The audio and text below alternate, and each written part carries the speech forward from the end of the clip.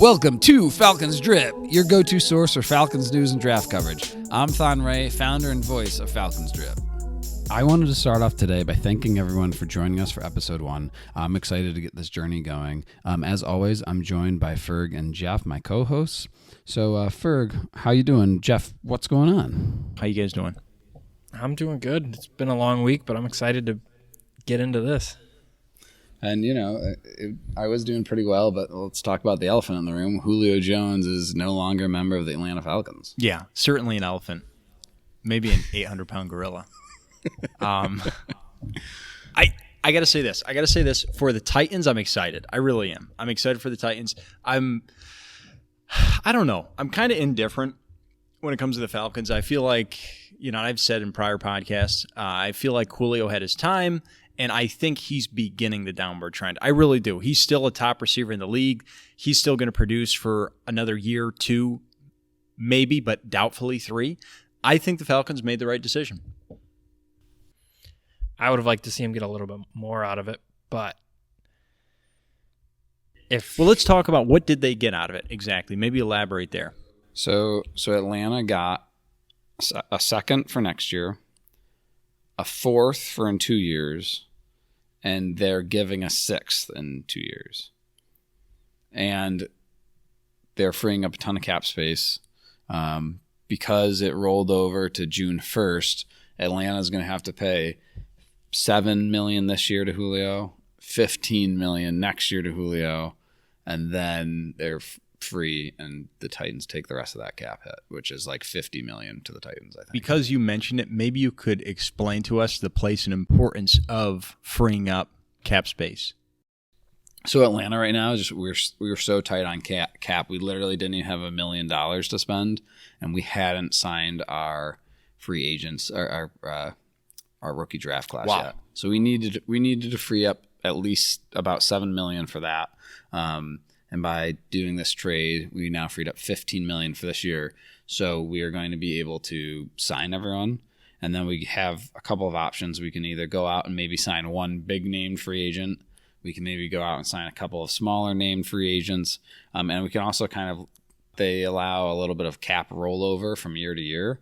And we are in a little bit of, even next year, like we're high on cap because Matt Ryan, Deion Jones, Jake Matthews, Grady Jarrett, they're all taking a huge cap hit because we extended a lot of these guys so many times and just kind of kept pushing it off that next year we're still going to need cap. So this helps us next year as well. Okay. All right. That makes a lot of sense. I just want to say that to reiterate, my position is that I think it was a good play. Or a good move, excuse me. I think it frees up a lot of space for Ridley to perform and show us what he's made of, right? And I also think, look at our draft class. I think that Kyle Pitts is going to give him an opportunity to, make that immediate impact that I've referred to in the past, which he needs to make. He needs to make an immediate impact, and we know he can play on a high level. He can play under pressure. It's just perfect. It's perfect. When you have a guy that can do that, why not give him open pasture, right? Let him go. Here's kind of what you do to the team, though, is by eliminating Julio, if you want to win this year. If you didn't want to win this year, then you should have got rid of Matt Ryan. But this is kind of what you do, is now you're sitting there and you're taking this elite wide receiver, whether he's on the decline or not, he's still elite.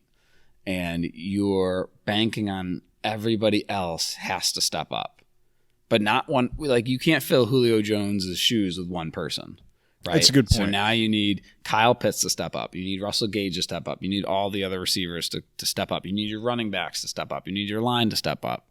And if everybody can step up, then we'll be fine. But you're asking a lot of people to do that, and you're relying on a lot of different What do you people. guys think? What does that mean this year, right? Being that we have all these different variables in the positional, I'm making an analogy, variables being positions that need to make an impact, where they need to play at a higher level, I guess, than they have played in the past in order to make up for the loss of Julio Jones, right? So what does that mean for this year? I mean, what kind of year do you guys think it's going to be? So I actually think by losing Julio, we go from someone who can, like a team. I really think this team that we had, if you have added Julio Jones, you're fighting for the NFC South. You're competing with the Bucs. You're competing to get, possibly be getting a like the divisional to winning the division. And it would be tough because we don't know what the defense is going to look like. To now, I think we're competing to try and make the playoffs. I think we can make the playoffs. I think we should make the playoffs. But you guys we're in a really tough division, guys. The NFC South. It's a gladiator pit. Panthers are on the rise. The Saints, everyone likes to count them out because they lost Drew Brees, but Sean Payton's a wizard. And Jameis can sling it. It's not like... I agree, Jeff. I agree, man. If there's a coach that's going to get him right, he's a drama queen, right? And he's a head case, but... Sean Payton. He's going to score. He might throw 20 to 30 picks, but he will score points. He's got weapons all around him.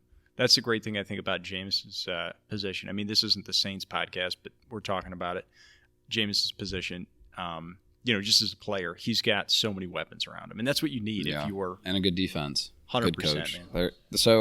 So that we go from competing for the division to, in my opinion, now competing to get one of the wild card spots, which we can still do. I don't think we needed Julio Jones. It was just like a luxury, right? There's no reason we can't beat some of these same teams if everybody steps up. Yeah. So you put a lot more pressure on everybody else. And I was looking at it, and I was kind of looking at quarterback stats, and Matt Ryan's quarterback rating when Julio Jones is on the field and when he's off the field is about like 17-point difference. Guys, being better when he's on the field. And then you take when you look at Arthur Smith, and the only thing I could really compare it to is I went back and I looked at Marcus Mariota before Arthur Smith took over, and then I think it was like 9 games after, and like looked at that QBR, and he bumped up Marcus Mariota 17 points. So I think if you look at it that way, by adding Arthur Smith and taking away Julio, we should be right. Matt Ryan should be right where he is. Like, it kind of neutralizes itself. Now you're banking on Kyle Pitts doing what tight ends almost never do. You're banking on Ridley stepping up, Gage stepping up, the run game being a factor. So, like I said, it's just it's a risk. No one has any wiggle room. Right. Yeah, gosh, man, I wish I knew more about, some of the top prospects for next year's draft class. I understand that's probably a different podcast, but we could go down a rabbit hole with that. But what a perfect segue it would be into that, right? Just to discuss, hey, if this year, like you said, we're probably going to be fighting for a playoff spot, what are we going to need? I wish I had a crystal ball. I wish I could see into the future, right? Well, I think if you look at it that way, if they make the playoffs, you're probably looking at a completely different position than if they don't. That's a really good If point. they don't, I have to imagine Matt Ryan's on the trade block, and they're looking at quarterback potentially, depending on where they end up. Why do you say that, Jeff? Why do you say Matt Ryan is on the trade block if they don't make the playoffs? Because they already semi-started the rebuild by jettisoning Julio. That's a good point. But Matt Ryan's a QB, man. Matt Ryan's got plenty. Ryan's got plenty of time left, I think.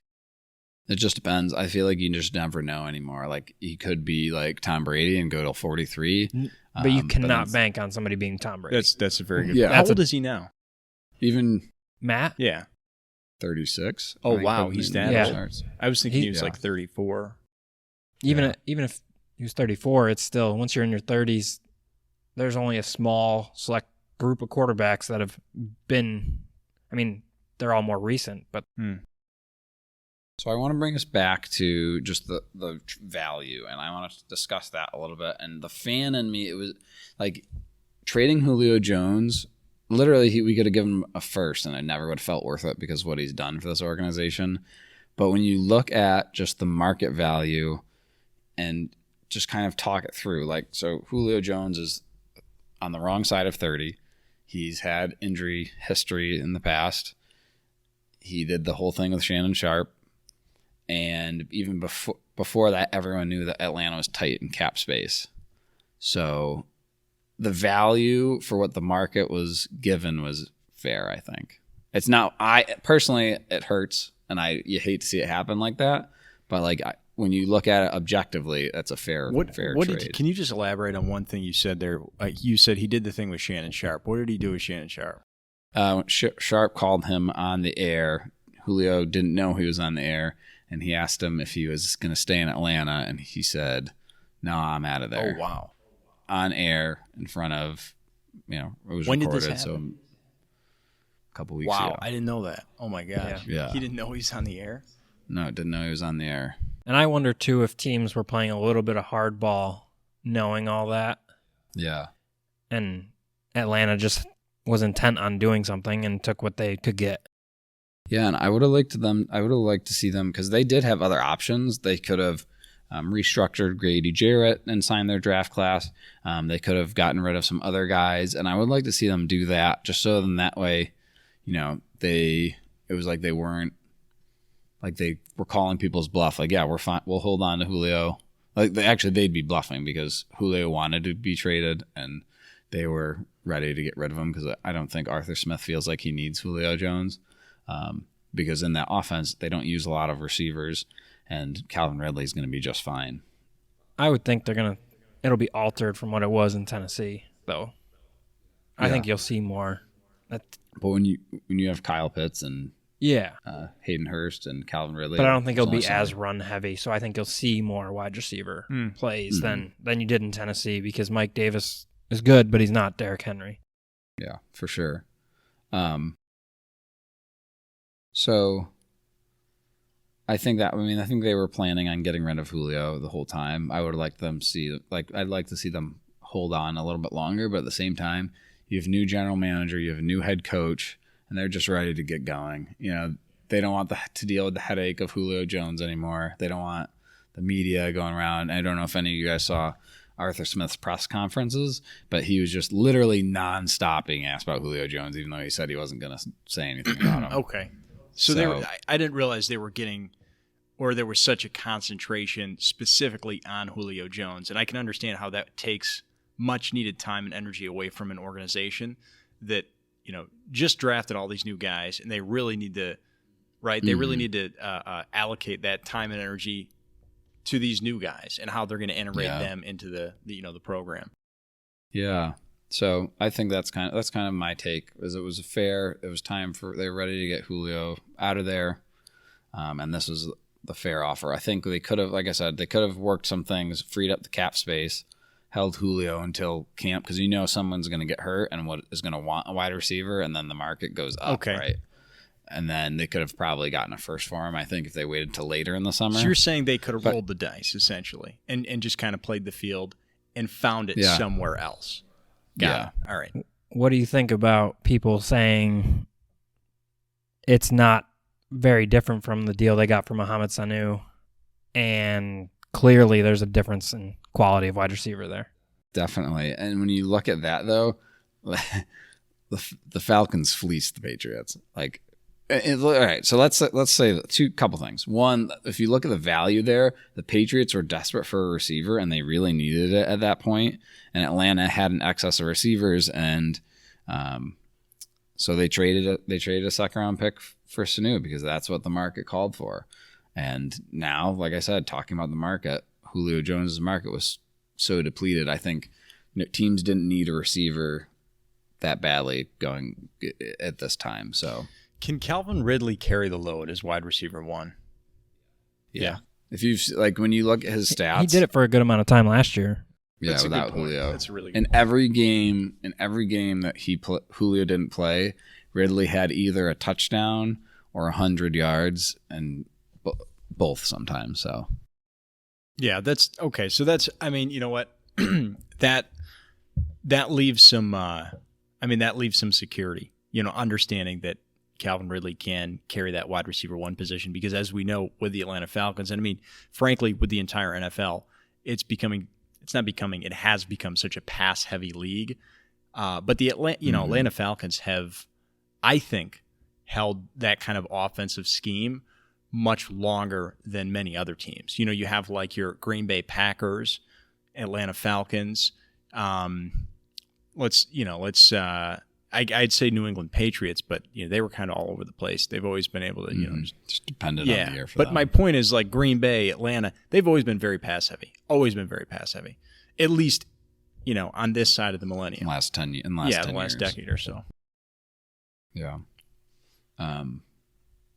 It was really Atlanta really started passing the ball once Michael Turner was kind of on the I remember that. on the downslide, and they really never found a running back to replace him. It's hard to do. I mean, Michael Turner, he was a horse.